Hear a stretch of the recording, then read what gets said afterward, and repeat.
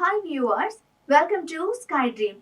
Box office వద్ద సినిమాలు ఢీకొనడం కొత్తేమీ కాదు, దశాబ్దాలుగా ఉన్నది. కాకపోతే కొన్నిసార్లు బయట జరిగే ప్రచారాలు హీరోల మధ్య అపార్థాలకు దారితీస్తూ ఉంటాయి. ఒక్కసారి ఇవి ఊహించని దూరానికి కారణమవుతాయి. సమయానికి చాకచక్యంగా వ్యవహరించి బయటపడ్డామా కథ సుఖాంతమవుతుంది. అలాంటిదే ఈ సంఘటన. 1978వ సంవత్సరం నందమూరి తారక రామారావు హీరోగా, కె రాఘవేంద్రరావు దర్శకత్వంలో డివిఎస్ రాజు ఇప్పటి బాహుబలి రేంజ్ లో భారీ బడ్జెట్ తో సింహబలుడు టైటిల్ తో సినిమా తీస్తున్నారు. అడవి రాముడు కాంబినేషన్ లో జానపదం కావడంతో అంచనాలు ఆకాశాన్ని దాటుతున్నాయి. ఎన్నో సెట్లు కూడా వేశారు. మరోవైపు నటుడు గిరిబాబు నిర్మాతగా తన మొదటి ప్రయత్నం దేవతలారా దీవించండి ఘన విజయం సాధించడంతో అదే దర్శకుడు కొమ్మనేనితో సింహగర్జన మొదలు పెట్టారు. Super star Krishna main hero కాగా రెండో కథానాయకుడిగా గిరిబాబు ఫిక్స్ అయ్యారు.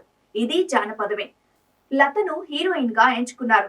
చక్రవర్తి సంగీతంలో, జంధ్యాల రచనలో దీని షూటింగ్ కూడా సింహబలుడికి సమాంతరంగా జరుగుతోంది.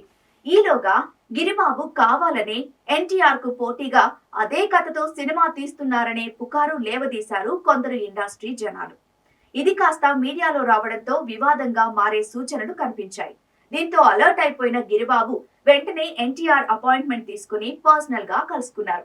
అప్పటికే కృష్ణ ఎన్టీఆర్ల మధ్య అల్లూరి సీతారామరాజు విషయంగా విభేదాలున్నాయి.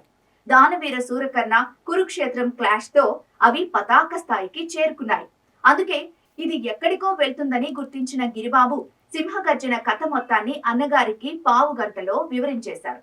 ఆశాంతం విన్న ఎన్టీఆర్ అసలు పోలికే లేదని అభయం ఇవ్వడంతో హమ్మయ్యా అనుకున్నారు. అయినా కూడా పోటాపోటీ నిర్మాణం తప్పలేదు. 1978 ఆగస్టు 11న సింహబలుడు రిలీజ్ కాగా అదే నెల 25న సింహగర్జన విడుదలైంది.